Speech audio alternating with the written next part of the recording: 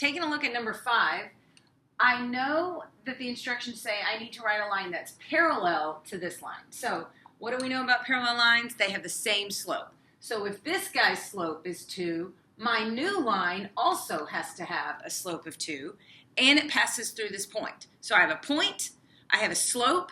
That means I need point slope formula. So y minus y1 equals m times x minus x1. And then I plug in my values. This is the point that I'm talking about. So I'm going to do y minus a negative 1. Be careful when you have minus a negative. Equals, my slope is 2. X minus a negative 4 becomes a positive 4. So I'm going to distribute my 2. So I get 2x plus 8. And when I subtract 1, I get y equals 2x plus 7. So I know that my slopes are parallel and that we have different y-intercepts. Okay, let's look down at number 8 here. All right, so on number 8, if I'm looking at this, it's in standard form. I can't tell the slope right now, but I can find it. I can work for it. So I'm going to subtract 5x from both sides, and I'm just going to turn it into y equals mx plus b. And I divide everything by 2, and I get y equals negative 5 halves x. Not that I care about the y-intercept. All I'm after here is the slope, but I'm going to complete it. So here, the slope is negative 5 halves. I need to make a line that's parallel to that. So I'm going to use that exact same slope. So if this slope is negative 5 halves, my new line is going to have a slope of negative 5 halves, and it's going to pass through this point right here, negative 6, 7. So I'm going to erase that real quick. I'm going to use y minus y1 equals m times x minus x1, and I'm going to plug in values. Y minus 7 equals negative 5 halves, x minus a negative 6, be careful, minus a negative becomes positive, and I get y minus 7 equals, distribute out that negative 5 halves, and I get negative 15. I add 7 to both sides, and I get y equals negative 5 halves x minus 8.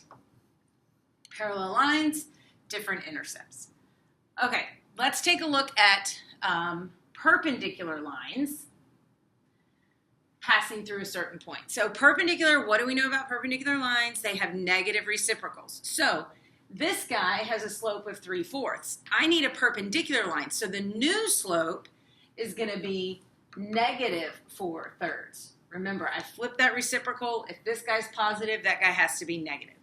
So now it's going to have this slope. It's going to pass through this point. So I have a point and a slope. Therefore, I'm going to use point slope formula. And I get y minus y1 equals m times x minus x1. And I plug in values. Y minus a negative 3, be careful that minus a negative becomes positive, equals negative 4/3 x minus 3. So I distribute out my negative 4/3 here, negative 4/3 x plus 4, and then I subtract 3, and I get y equals negative 4/3 x plus 1. Perpendicular lines, and of course different intercepts.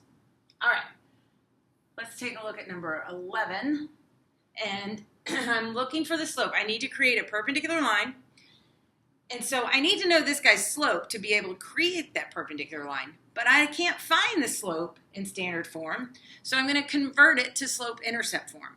So I'm going to subtract 2x. I'm going to divide everything by 10. Remember to reduce your fraction, negative 1/5 x plus 2. Not that I care about the y-intercept. I'm just after the slope, but I just like to complete it. So this guy has a slope of negative 1/5. If I'm creating a perpendicular line, it's got to be the negative reciprocal, which makes it a positive 5. So my new slope has to have, my new line has to have a slope of 5.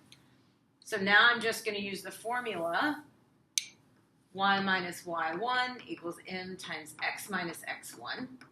And here's the point that I'm after. There's the slope, so I'm just going to plug in values. Y minus 3 equals 5 times x minus 2.